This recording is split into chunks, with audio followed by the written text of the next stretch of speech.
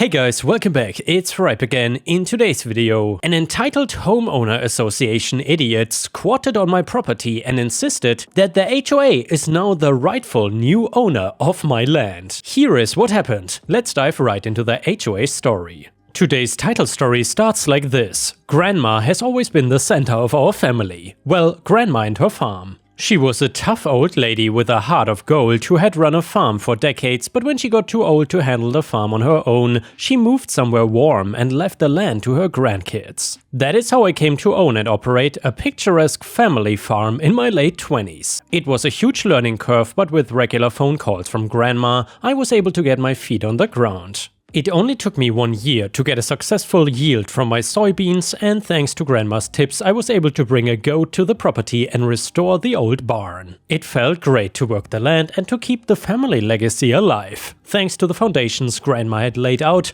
I was able to turn the property into success and moreover, a home. That is why, a decade later when Grandma's health took a turn for the worse, I had no choice but to leave my farm to go take care of her. I made arrangements for a neighbor to drop in on the goat and let everyone know that I would be leaving town. Then I hopped on a flight to go take care of our family's heart. It was one of the hardest periods of my life. I was fortunate to have that time with Grandma, but it was a heartbreaking job. After several months of home care and hospice, Grandma passed peacefully with me and the rest of the family at her side. We held her service 2 days later, and with a heavy heart, I packed my things to go back home. The only comfort I had was knowing how my beloved farmland connected me with Grandma's memory. After a long, tiresome flight, I ordered a car to take me home. I sat in the back seat, tired and ready to unwind in the one place that felt like home. When my farmhouse came into view, I sighed with relief, but the feeling was short-lived. As we approached the property, it became clear that there was a light on in the house. My heart was racing. There was no one home, or at least there shouldn't be, so I couldn't imagine what might be going on in my home. When the driver pulled into the driveway, I paid them a little extra to stay parked out front until I gave them the signal that everything was okay. They were hesitant, but when I offered $50, they agreed. I nervously walked up my porch steps, inserted the key in the lock and turned the knob.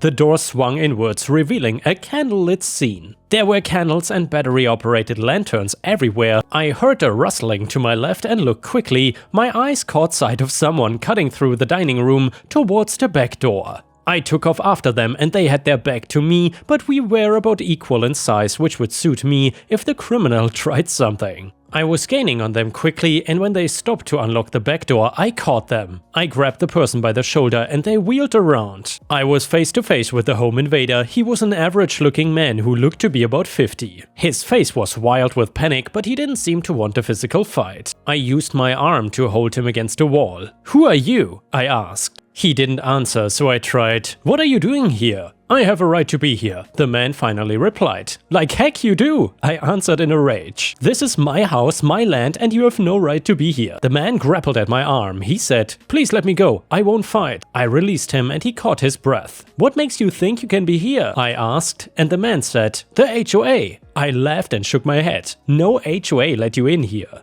This is my house. It has not been for the last 3 months though. Adverse possession laws grant me the right to take it over," the man said. "You mean to tell me that you've been living here for 3 months? I asked in a rage. "Darn straight. You abandoned the place, so the HOA granted me possession of the property," he said. I couldn't believe my ears. My head was spinning. How was I just finding this out now? After everything I'd been through with Grandma, coming home to this nightmare was like a rotten cherry on my garbage sundae. I needed to get rid of this man so I could sort out the mess he had made of my land and my life. "You need to go," I said. "I will tell you what I've told everyone else. I'm not leaving," the man answered. "Everyone else?" I was puzzled. "The people that dropped by for the goat. I told them the HOA gave me the land and to get away." Now I was furious. "You told my friends who were only trying to care for an animal to go away?" "Well, they were nicer than you, so I was a bit nicer with them, but yes," he said. I couldn't believe it. I stormed out the back door, leaving the intruder in the dust. I waved to the driver that it was safe to leave, but I kept my phone ready to dial 911. I rushed to the barn to check on the goat and the tractor. However, what I found made my heart break all over again. My poor goat was lying on the ground in dirty bedding. It had clearly been forgotten and it looked very malnourished. What kind of sicko would let this happen? I wondered. On the other side of the barn, barn, my expensive John Deere tractor was caked in mud and showing signs of wear that I hadn't inflicted on it. Plus, it seemed that in lieu of electricity, this man had been using candles inside and out. There was evidence of a small fire in the far corner.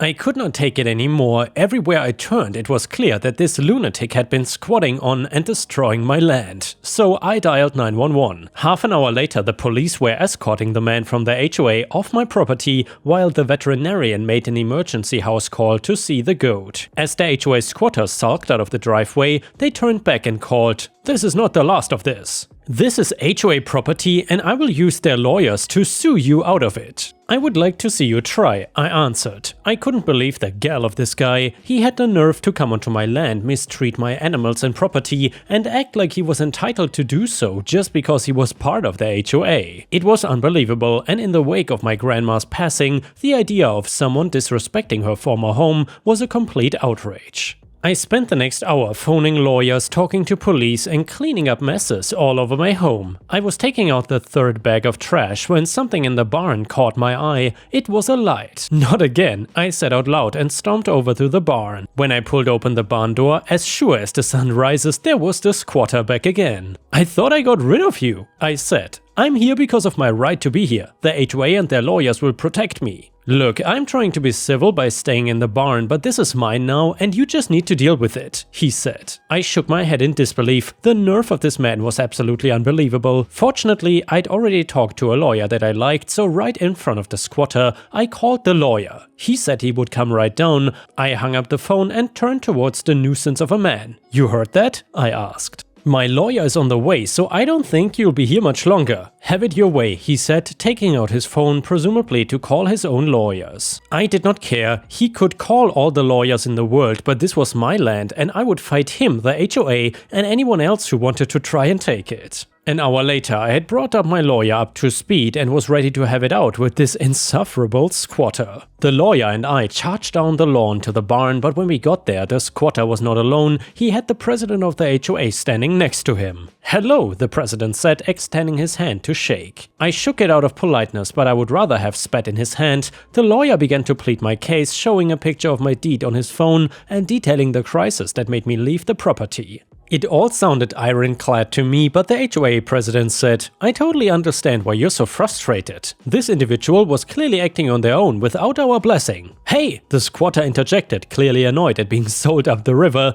The president went on, "But this is all out of our hands. We have no business kicking him out." "Excuse me?" I said. "You are standing in a barn full of scorch marks and beer cans, and it seems like no one was willing to take responsibility." My lawyer waved a hand, signaling to me to say no more. I was fuming, but I shut my mouth. "In that case," the lawyer said, "we will see you in small claims court." Over the next few weeks, my lawyer's team and I gathered every bit of evidence we could. I spoke with my neighbors. They were very apologetic for not catching on to this criminal sooner, but they all attested to hearing partying. I got the reports from the vet detailing the goat's clear neglect, and all the while this vagrant slept in my barn. There was nothing I could do to get rid of him. Every time I kicked him out, he snuck back onto the property, as he had that first night. He made me feel like I was stuck in a repeating nightmare. Finally though, the date of the trial arrived. The squatter cleaned himself up, probably using my hose, and looked presentable. Just the sight of him made my blood boil, but I kept my poker face on as my incredible lawyer began presenting damning evidence. "Your Honor, there's no legal precedent that allows the HOA to seize property like this." Furthermore, the defendant abused and damaged private property, and to top it all off, they interfered with my client's animal care arrangement, which resulted in direct harm to an innocent animal. My lawyer declared after all the correspondence, land deeds and HOA documents were entered into evidence. "Does the prosecution rest?" the judge asked. "If it pleases the court, I have one final witness."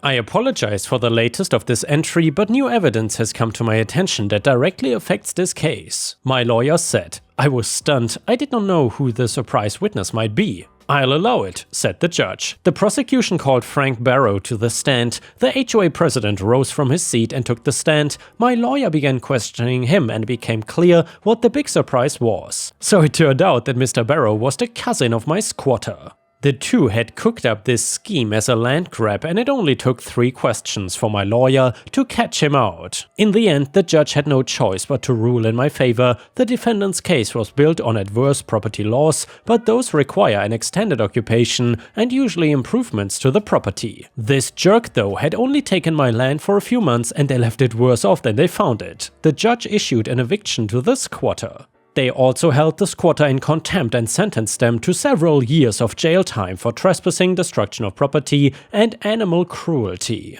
He was also ordered to pay a hefty fine. His cousin even had to pay the price because the judge declared that Mr. Barrow, the HOA president, must step down from his post, effective immediately. I drove away from the courthouse feeling as light as a feather. It was a hard-won battle, but I knew that it was finally over. I went home and sat on my front porch looking out at my beloved farm. I knew my grandma was with me and always would be here on my little piece of paradise. And the next one is titled, Am I the a-hole for controlling what my boyfriend eats? And by the way, if you have watched until here and enjoyed the title story, please don't forget to subscribe to the channel if you haven't already, and maybe even post a comment because that would help me tremendously. Either way, the next one starts like this. I, 23 female, have been dating my boyfriend Jake, 24 male, for 4 years. I would say we're a happy couple overall, but lately this argument has come up that's divided us. He has always had unique tastes: cereal with orange juice instead of milk, mayo and butter sandwiches, and raw onions have been the worst culprits. I've put up with these, we all have our quirks, right? Anyway, 2 weeks ago he started eating garlic as his midnight snack. Raw cloves of garlic. I cannot share a drink with him without it reeking of garlic somehow, and kissing him, it's like shoving a clove straight into your mouth. He swears he's only eating them because he did not want them to go to waste and that he would stop once he finished the head of garlic, but just when I finally thought it was over,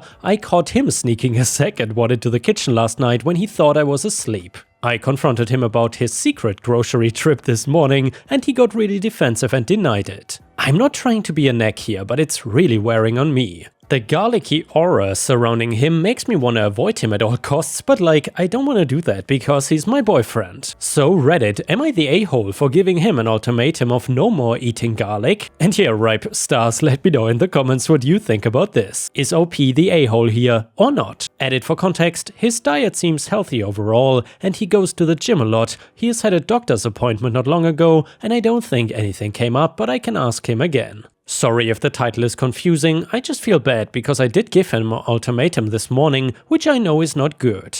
I really love him and don't want to break up, but I just don't know what to do. He has not come back since this morning. Relevant comments: if you really can't stand it, convey that. And then OP answered, I tried to explain when I talked to him this morning. I told him that the other weird food combos don't really bother me much, but the particular smell of this is just too much. He said that I just need more time to get used to it, but it's been nearly 2 weeks already. Maybe if you eat more, you will get used to it, and maybe he's suffering from a vitamin deficiency and should go see a doctor. And then OP answered, I tried that too. When he first started, I ate a bite just to see if it was actually good, but I just cannot bring myself to eat any more. He's not talking to me since this morning, but I'll try texting him tomorrow about a doctor's appointment. His usual diet? Well, besides the occasional unique food choice, I think his diet is pretty healthy. He eats his vegetables and gets protein and all that, and he goes to the gym. Is there anything else weird going on? Someone asked. And then OP answered, we haven't been going on our usual dates for the past 2-ish months, and he's had to leave to take calls a bit, but that's just because he's been swamped at work. Nothing weird. His busy season is almost over though, which is good.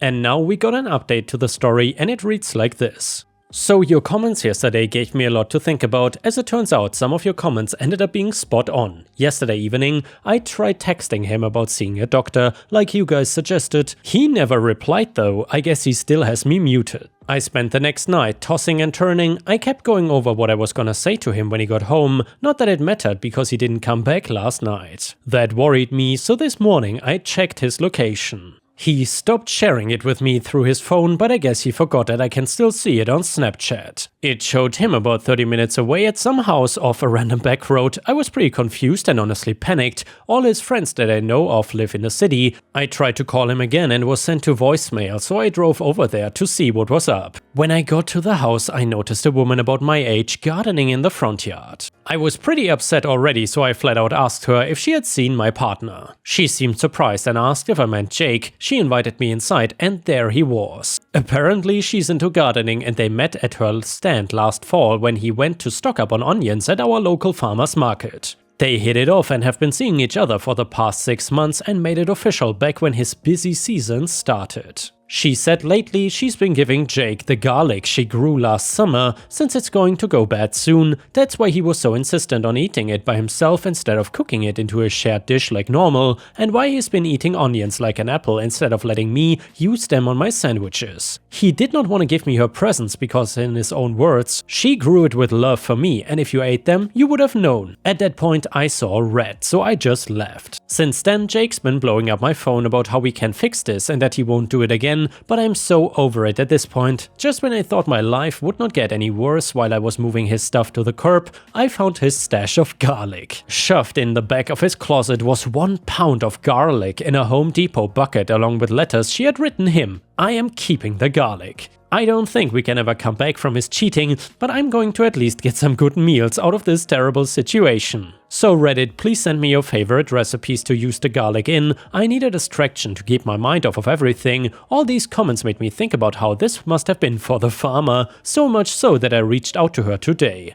I might have drunkenly found her on Instagram the night Jake dumped me. Not my proudest moment. Anyway, I can see what he saw in her. She is sweet as can be and was apparently just as blindsided by his cheating as I was. We got to talking and she even offered to help with my goodbye garlic dinner that I've been planning for this weekend using some of the recipes I've seen. And now let's move on to the next story. It starts like this. I recently bought a property in the suburbs, a massive upgrade from the pokey apartment that I was in previously. It took me so many years to save up for because every time I got close to raising the funds I had to fork out money for something. New car, new boiler, so on and so forth. So when I finally got the keys to the house I was ecstatic. I could not believe it. I am well into my 30s and this is the first time I genuinely felt like I was adulting right. When I moved in, all the neighbors came around and welcomed me to the street, something I really thought they only did in movies. However, I had so much brownies and casserole to eat, I did not need to cook for days.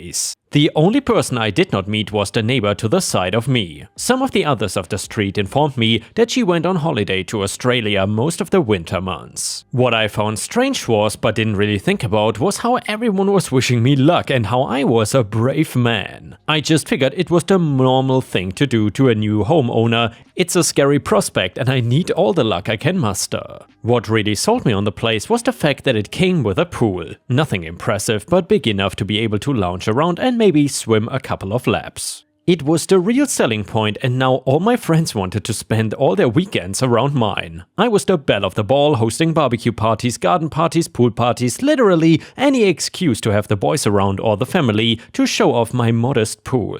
So the time eventually came where the winter months were coming to an end and spring was making itself known. The whole street was abuzz about the return of Karen. The way people spoke about it, I thought it was the end of the world or something, and when I would ask the neighbors about the Karen, they made it sound like a hurricane was whipping through the street. My first actual experience with Karen was when I came home from work late one afternoon and found a car already parked on my driveway. It's a decent-sized driveway, wide enough for 2 cars, but with only a single driveway. Whosever car it was, they were at least polite enough to not park their car in front of the garage. I kept an eye out, curtain twitching as some might call it, but all through the night the car did not move. In the morning, the car was still there. When I went to work, the car was still there as well. When I came back from work, it looked like the car had moved and was put right back on the drive again. I then called a neighbor and asked them about it, and they literally said, looks like Karen is back from seeing her relatives in Australia. So it turned out to be my neighbors. I went around to see Karen to ask her to move her car off my property. It all started friendly enough. She pleased with me, saying that the previous owner had let her park on the driveway because her house did not have one. I told her it was all fine and dandy, but that person does not live at my house anymore and I would rather that she did not park on my driveway. That is when she started to get moody with me and really aggressive about me allowing her to park there because she didn't want to park her car on the road. "Next you will be telling me that I cannot use your pool," she says. And then I flat out told her that my pool was off limits to her unless she asks first. I wasn't gonna be mean about it, I would have let her use the pool, but apparently asking permission was a step too far for her. "I own half of that pool and the driveway," she practically shouted at me. She thought that because the previous owner let her use the pool whenever she wanted, that gave her some sort of ownership rights. She ended up storming off, shouting some rubbish about getting lawyers involved. I don't think anything came of it because I didn't hear anything from her since then. Even when we crossed paths, she would turn her back on me and pretend that I did not exist. All the neighbors had a joke and a laugh about it, saying that they saw the argument and that I had finally came face to face with the Karen. She was a bit of a celebrity about these parts for her meddling and demanding of her own way. All their derogatory comments finally made sense. She was the type of person that would knock on your door if your grass was getting too long. She would come out broom in hand to scare off the street kids whenever they would play hockey out in the road. One person once had a dark red front door and they were barraged with an endless stream of letters and complaints saying their door did not fit with the aesthetic of the rest of the street. She was that kind of busybody, so things quieted down for a little while until I started to notice little things about the house were happening. Cat poo appeared on my back lawn, several actually floating in the pool. My bins always kept getting knocked over, even though we don't have raccoons where we live, so I figured maybe it was just the dogs. I just took it for one of those things that just happen, it's no big deal, animals will be animals. We encroach on their home, so I cannot really get upset about them encroaching on mine. I almost felt like I was living in nature until the day my wife caught Karen hooving cat poop over the fence. I didn't want to speak to her, not really. I knew it was only gonna devolve into childish bickering and name calling. So then I went straight to a solution. I called up a professional and got a fence installed. I made sure this thing was tall enough to prevent Karen from lobbing cat turds onto my lawn. I checked before I did anything, as fencing rules can be a little funny. Even though you own the garden area, you only won one side of the fencing, and luckily for me, mine was on Karen's side. I also had a bin locker installed to stop Karen getting at my bins. I don't think she liked that very much and Karen got super childish about it. 2 weeks later, I get a letter through the post. A letter from the civil courts informing me that my fence was illegal and that it had to be torn down. I was confused by this because the guys I got to install the fence assured me that I was well within my rights to have a fence built there, as high as it was. I got the permits and everything. It all got very interesting when I visited the local legal aid to have the court order appealed, and the solicitor I was speaking to said that it was a very strange letter, as there was not any of the usual details on the back. Normally, legal notices come with a string of contact details on the back of the letter where you can call, email, write or whatever to the civil court, and also details about appealing and payment fines. A little digging on the solicitor's part and they found that the letter had been falsified and the person who had forged it was gonna be in a lot of trouble. I feel bad about this, but I instantly name-dropped Karen without thinking too much on it. I wished I had just left it at that. I was not after getting anyone in trouble, but at the same time, if I just ignored it, no doubt Karen would have thought of some even more heinous plot to annoy me into dismantling the fence or something. Months went by and I would see Karen on occasions and she would give me lip about how my fence was still up. I played along saying that I was a rebel and cared little for the letter of the law. That made her jaw hit the floor. I even went as far as telling her that I was ready for a shootout if it came to it, barricading my windows and everything. I'm not proud of what I did or said, but it was fun at the time to mess with the woman that was turning my first homeowner experience into a nightmare. Then one sunny Saturday morning, I see Karen coming out of her house in an orange jumpsuit and high-vis vest. I tried to ask her about it, but she just blanked me. I practically don't exist to her anymore, which I can live with, but what I heard on the grapevine, she got busted for forging legal documentation and is now doing community service picking up cat poop around the suburbs. Even though she brought this upon herself, I cannot help but feel like the a-hole for dropping her in the crap, but still I feel like it would have just escalated if I did not step in. And yeah, Ripe Stars, please let me know in the comments whether you think OP is the a-hole here or not. I would say he is definitely not the a-hole, because Karen deserved these legal consequences, and in the long run this will help the neighborhood because Karen might calm down. To be honest, instead of feeling like an a-hole, OP should get a medal or an award or something instead for standing up to Karen. Let me know what you think in the comments. And yeah guys, if you cannot get enough of my content, please don't forget to check out my podcast by searching for Ripe Stories on all major podcast platforms such as Spotify, Apple or Google Podcasts. Furthermore, you can find bonus content by going to patreon.com/ripeyoutube or by clicking the join button here on YouTube. For a small monthly fee, you will get access to dozens and dozens of exclusive videos you won't find anywhere else. Thank you so much for watching, and I hope to see you again tomorrow.